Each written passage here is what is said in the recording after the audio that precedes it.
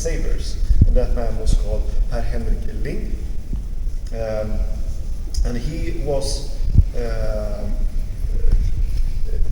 mostly known for being the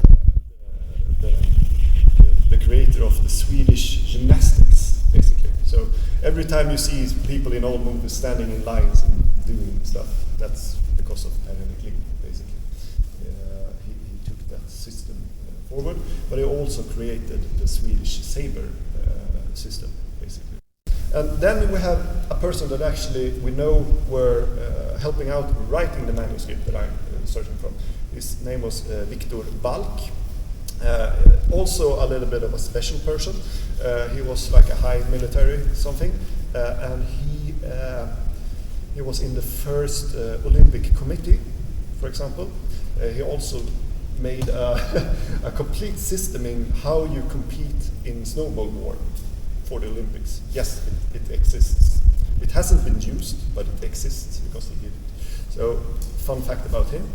But we know that he was a part of making the manuscript that we're looking at.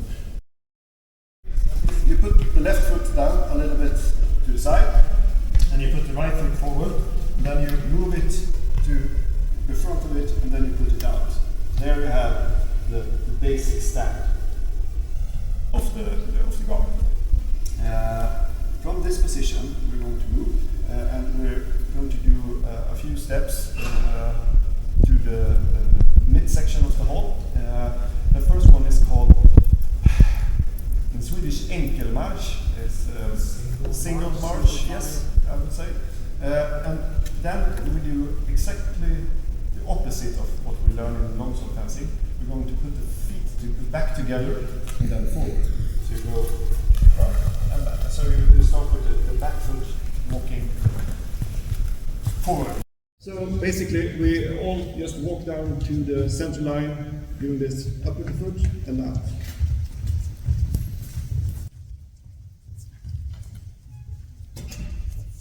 Half and full march, you can call them halv och helmarsch in Swedish. They're kind of similar, but not really. So what you do here is, the half march is that you put your left foot in front of your right foot.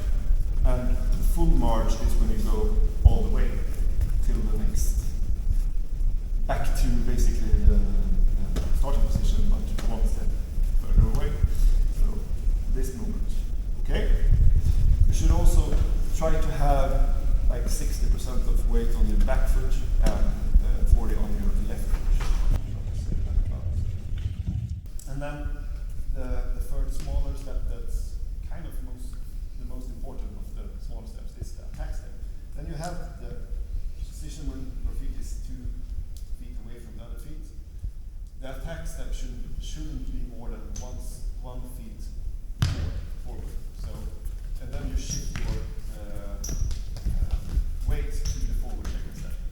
So it's just from first position to attack position.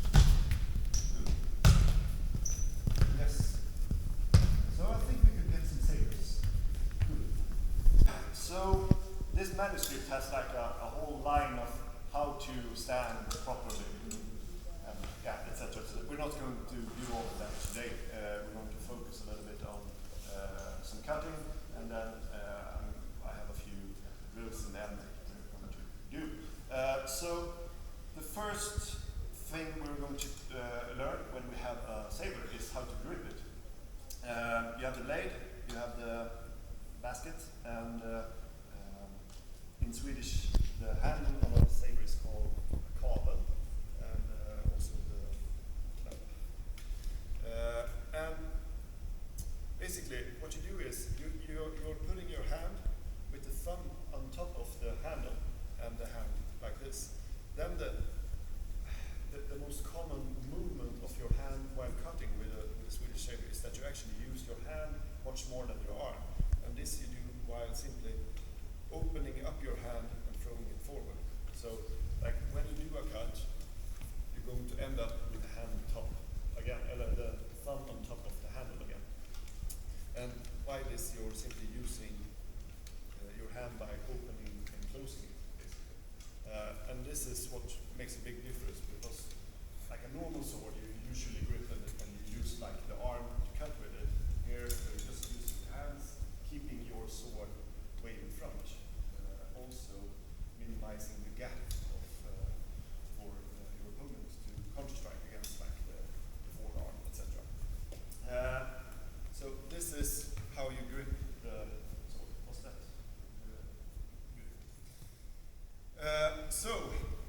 And then we go to the first position again.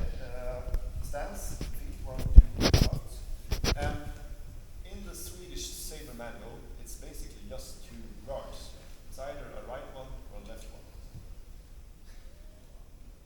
Yes. So we are going to use this basically all day. And from these 2 positions, you have basically 6 cuts that we do. You have the 2 ones from above, it's called pine cuts, and then you have Pehr and Balck, that's horizontal cuts, and then you have cuts from beneath, that's Instruktion and queen. We're going to start looking at the first prime cut, that is in Swedish inom, meaning the prime from inside. So what we do then is we have the sword on the right side, like this, and we let the point drop, so it goes a full arc and cut from above. Yes. We just do the cut and stuff. Try to get this in with the hand as correctly as possible, so when you do it, it goes down and it opens and it closes again. So you're really using the hand. But this is terrible for the forearm when you're done 10 minutes.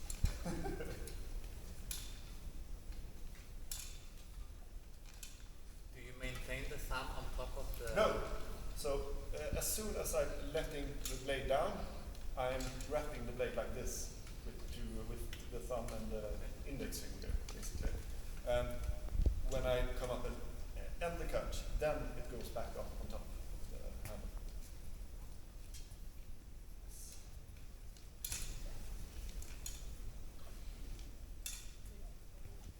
So that's the prim with inside.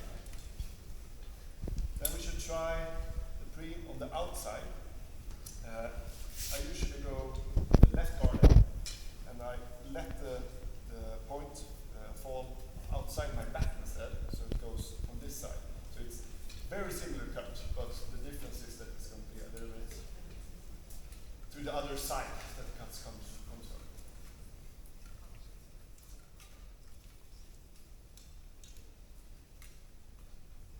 Also, to just get this a little bit like a break there.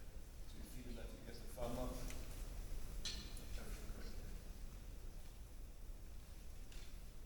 You're bringing the tip of the blade into your chest by simply opening your hand, and then you're cutting straight forward as a horizontal cut. Just this. Go from the guard into the chest and cut forward. When you cut, you actually press it forward? Yes. With the thumb? Okay. Yes. So the thumb is what gives it like the distinction in the cut. So it like pushes the cut forward and also helps you maintain the balance of the cut. Then we're going to turn it to your left side, and you're going to do the exact same thing, but you're going to bring it closer to your back, so it goes from this to this place. Then you have the fourth cut, the kvarta. The thumb goes on when you hit the target, basically.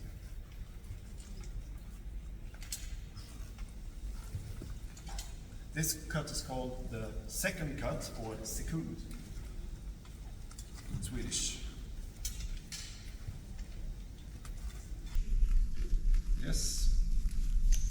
Then we turn the blade to the other side, and we're going to do the same cut, but from the outside of us, so it comes from behind the back instead. This cut is called the kvint cut, so it's the fifth cut, basically. Fancy word for five. we call this skadonering, and I've done like, I usually do all 6 cuts, but in 3 different types of skadonering. So I do one first for the prelim cuts, and then I start in position of with the right guard, and I start by doing prelim within, then I do a prelim without directly. So it simply becomes like something like a figure 8. So you're working with the 2 first cuts simultaneously. The next one is a combination of the 2 lower ones, the sekund and kvint cut. Simply start at, let's say, right, and you go down and do a kvint and then a sekund, simply. And just as we did before, a small break, boom, boom. Basically, this is the exercise, but you can do them like 10, 15 times each. So simply, it's about parrying, getting it to be in the right, and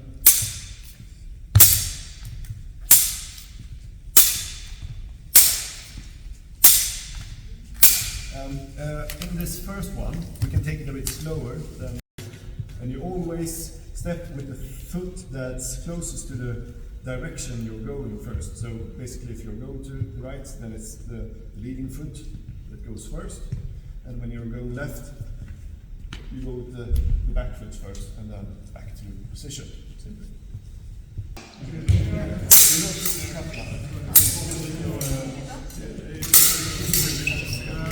Just from that side, you have the left step, right guard. Yeah, and then you come back to guard. Once again,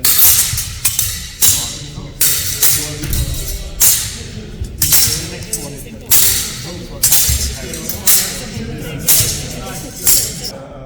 print within, cut to me, and I'm going to do the parry as I did before. So just do the cut. I'm parrying with one step. And with my second step now, I'm cutting backwards to him with my within cut, meaning you should parry as you did before. Yes, so we start this one, so it's going to be like you start cutting, I go there, you go through, and then, so we go from side to side. The easiest way to do this is to think that every step is a movement with the sword, simply, a step. So it's like parry, cut, parry, cut, parry, cut. For me, a provocation could be also that you're making a cut that is deliberate to hit, but you also have a second plan, as like with a fint. But you open up your opponent. So let's say you cut high, and if you if he doesn't parry, you simply cut in the air and then cut around and do the other thing you thought. But with a provocation cut, you're actually going to hit it. That's how I'm using the difference between them. You can also provoke people to attack a certain area by opening up, but for me a provocation is when you are the attacking party.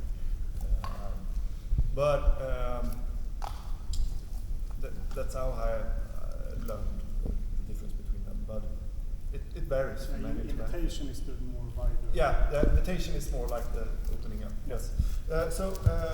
And I'm going to show you 2 fints. We're going to start with the first one, and I want you to practice them both as a provocation and as a fint. Okay. If I borrow someone. You're standing there? You might as well just line at this point. Yes.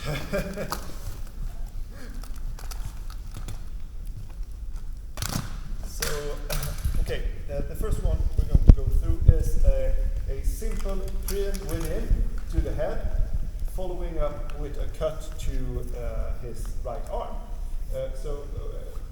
And if I do it as a fint, I'm going to do it like this, and you're obviously want to parry, yes? And you're going to try to parry it by simply going high up with your hand. So it's boom, and I'm going to hit with a tesh cut against his arm instead. Here people that doesn't have like full architecture take it easy. You just need to mark it. Don't have to hit it. And the difference here with doing it as a provocation or a feint is, so if I'm doing it like a provocation, I'm trying to actually hit it like I did now because I didn't parry it properly, and then I can cut it. But if I do it as a feint, even if you don't parry it, I'm not going to touch it, or just the blade little, just to be sure to get it up.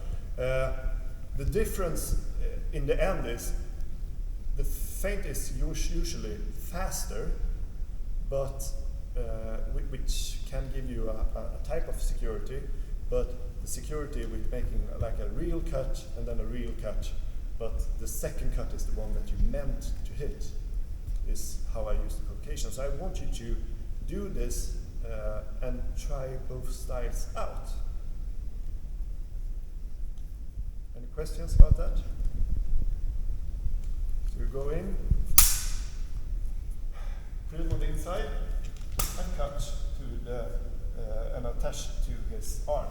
I usually do them with an attacking cut in the drill and a side cut when I hit the arm with my left foot. So, yes, go up in questions? So should you practice first provocation, then feint, or like? I want you to, the guy getting hit shouldn't know. So you do them a little bit, try this one and try this one. You can tell him sometimes, and now I want to try a provocation, now I want to do this. Or you just do it and see if he parries, you know. So how would you read if somebody's doing a feint? What would you notice? That's very hard to say. It's for me. I'm what you would call like a motion fencing. I usually feel what people are doing without actually thinking about it. Some people are fencers that are very like calculated. I'm not. Tell you that directly. I'm not. And how you the easiest way to learn to read people is simply a lot of sparring. I would say because as soon as you know what's happening, reading goes out the window because you already know he's either going to feint or so I go up and I'm supposed to get hit now, for example, in this exercise. But in a sparring situation, you never know. So you have to do practice. And it's the same with like the micromanaging of distance, etc., etc.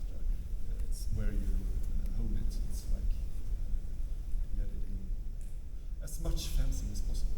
Yes. My plan was to do one more feint. I think I'm just going to show it to you because time is running away a little bit. I can use someone else now. Yeah. So, yes. Or you. Can I just say a point about the question? Yes. Like the classical way is to focus on the body, not the sword. Yes. Because you trick the opponent with your sword, but you can't trick with the body. Yeah. So if the person actually throws the body behind the sword, then they can land a hit. As I said, a real hit, you have to move the body. Yes. And if you, so you have to paradox. But if they do, as Dennis said, and actually move the body in a feint, that's more difficult to read. Much harder to read. But that's why I do it though. Yeah, but if you see that the opponent go into distance with a feint, then you countercut them. Yes, and then you smack down. Yeah. Yeah. So It's also kind of like the level of commitment in the cut, right? Yes. Because if you see that the cut is not really fully committed, then you should know that's probably a feint. Yes. Or if it's over committed, it's probably also a feint. Yeah. It's but the easiest way to learn this is simply a lot of sparring with focus on like that problem. Yes, so I'm just going to show this one, so you have seen it at least. The plan is we're both standing in the guard here, and I'm simply making either a feint or a provocation with a straight thrust into his face. And of course he's parrying this, so he goes there and I cut low, drag myself out, or to the side. So I move and parrying on the way out. This was the second one I was going to show you. it works basically on the same way. So do I stop before, or do I try to actually hit? That's the difference between feint and provocation here. Also, this is also a place where it's easier to make it without the actual step, because then you can lure someone in because you see the point coming at you really fast, but it's not the point that's the... and also feel the pressure. Yeah, because that you're already in the distance to apply pressure on the blade. So yeah, that works really well as well.